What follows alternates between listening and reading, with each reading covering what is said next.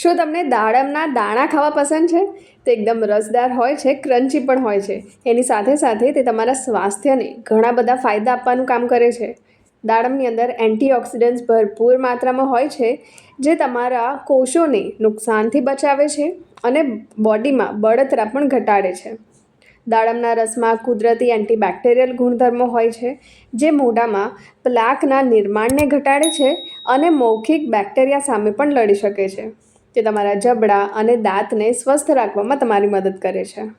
એન્ટીઓક્સિડન્ટ્સથી ભરપૂર હોવા સાથે દાડમ અમુક કેન્સરના કોષોની વૃદ્ધિને પણ ધીમી કરવામાં મદદ કરે છે, ખાસ કરીને સ્તન કેન્સર અને પ્રોસ્ટેટ કેન્સરને.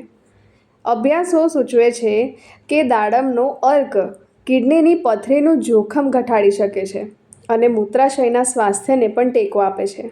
તેમાં એન્ટીઓક્સિડન્ટ્સ ગુણ હોય છે અને બળતરા વિરોધી ગુણ પણ હોય છે, જેના કારણે તે તમારી કિડની માટે ઘણું હેલ્ધી છે.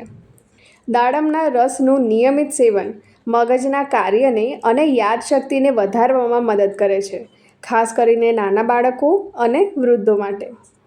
દાડમ ત્વચાને હાઇડ્રેટ કરે છે. જ્યારે તમે ઉંમર વધવા લાગે તો તે ઉંમર વધવાના જે નિશાન હોય તે પણ ઘટાડી શકે છે.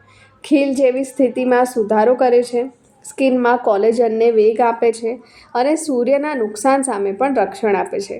તો તમે પણ દાડમના દાણા એટલે કે દાડમ ખાવાનું શરૂ કરો અને આ બધા ફાયદા ઉઠાવો. એ ઉપરાંત જો તમને આ વિડીયો પસંદ આવ્યો હોય તો આ વિડીયોને જરૂરથી શેર કરજો અને મારી ચેનલ સાથે જોડાઈ રહેજો.